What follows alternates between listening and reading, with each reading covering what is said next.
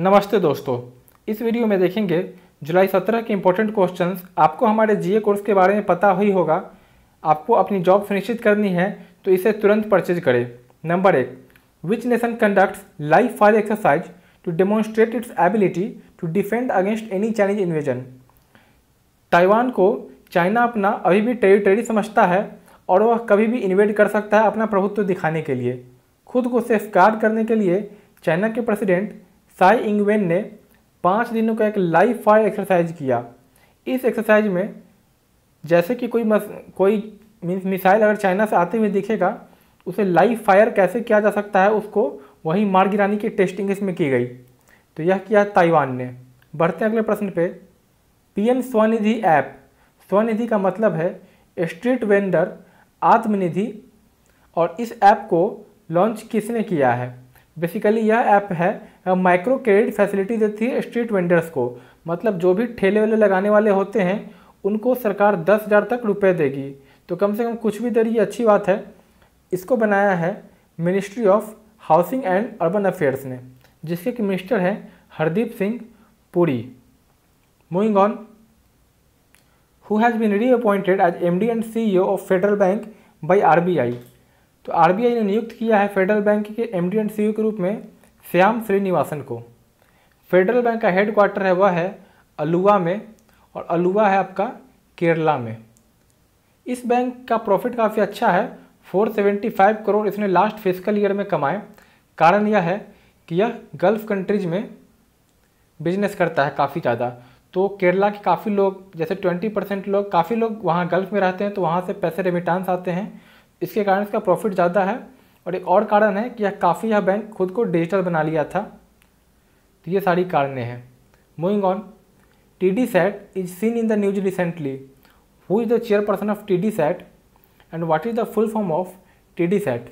दोस्तों, TDSAT का full form है telecom disputes settlement and appellate tribunal. Okay, telecom disputes means telecom industry में जितने डिस्प्यूट होंगे उसको सेटल करने का अपलाइंटेड ट्रिब्यूनल। तो इस एक तो आंसर हो गया टेलीकॉम। ओके, और इसके जो चेयरपर्सन अभी हैं वह हैं justice Shivkirti Singh. Okay, option C सही आंसर होगा। अभी ऐसा हुआ दोस्तों कि वोडाफोन और एयरटेल ने अपने 4G के कुछ प्रीमियम प्लान्स लाए। जैसे कि 1000 रुपया में आपको नेटफ्लिक्स साल भर के लिए मिल जाएगा, अमेजोन प्राइम साल भर के मिल जाएगा, ऐसे तरह तरह के ऑफर्स। तो जियो ने कंप्लेन कर दिया telecom regulatory authority of India को, जो कि सरकारी है। इसने इन दोनों के स्कीम्स को बंद कर दिया, बोला कि यह डिस्क्रिमिनेटरी है और जो जियो कर रहा है वह सही है। तो वोडाफोन ने क्या किया कि TDSAT में कंप्लेन कर दिया, और TDSAT ने बोला कि नहीं, ऐसा कुछ नहीं है। 4G प्लान्स जो ही इनके प्रीमियम प्लान्स वो चालू रहेंगे जब तक कि ट्राई फिर से रिव्यू नहीं करता है। तो इनको छूट मिल गई। Moving on. World emoji day कब था? आपको पता लग गया होगा, 17 जुलाई को। दोस्तों, इमोजी बहुत ही अच्छी चीज़ होती है।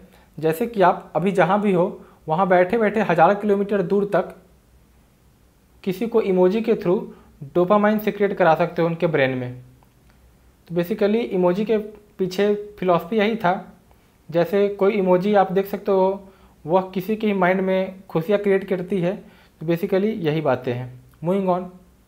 और जो इमोजी के खोज करने वाले यह थे जेरेमी बर्ज। इनका ही ब्रेन चाइल्ड है। ऑप्शन सी आप देख रहे हो जेरेमी बर्ज का इमोजी के पीछे। मैं यहाँ लिख देता हूँ Jeremy Burge. Moving on. India's voluntary national review of SDG sustainable development goal is out. आपको बताना है कि इस रिव्यू के तहत जो VNR वॉलंटरी नेशनल रिव्यू कौन कौन सही है और इसमें से कौन गलत है।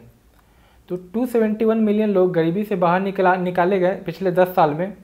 तो यह तो सही है, ऑप्शन ए सही है। इसको नीति आयोग रिव्यू करता है, जिसके कि CEO है अमिताभ कांत। यह भी सही है। और 640 लोग थे पहले पॉवर्टी में 2005 के आसपास, जिसमें से 271 निकल गए। तो यह भी सही है। लेकिन इसमें आपको रॉन्ग बताना है, तो रॉन्ग है ये। Urban areas had outpaced rural areas in reducing poverty. सही आंसर होगा, क्योंकि रूरल एरिया में ज़्यादा गरीबी कम हुई अर्बन एरियाज के अलावा। तो in reality rural areas has outpaced urban areas, not in the opposite way. Moving on, यह मैटरनल मोर्टालिटी रेट पे क्वेश्चन है।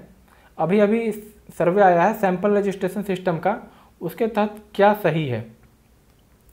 MMR 2014-16 में था 130, घट के हुआ 122 और घट के हुआ 113, तो यह डिक्लाइनिंग ग्राफ है, यह सही है। AMR बेसिकली है क्या definition wise.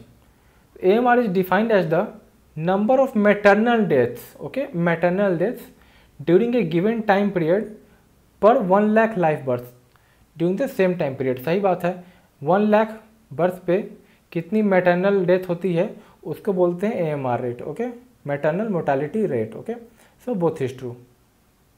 Moving on, which article provides the parliament to enact a delimitation act after every census. दोस्तों, प्रावधान है कि जब भी कोई सेंसस होगा, जनसंख्या की गिनती होगी, तो 1 वोट हर एक इंसान के पास पावर होता है, तो उस पावर के हिसाब से इंसान की जनसंख्या के हिसाब से उनका प्रतिनिधित्व होना चाहिए, भले ही वो लोकसभा में हो या लेजिस्लेचर असेंबली में हो।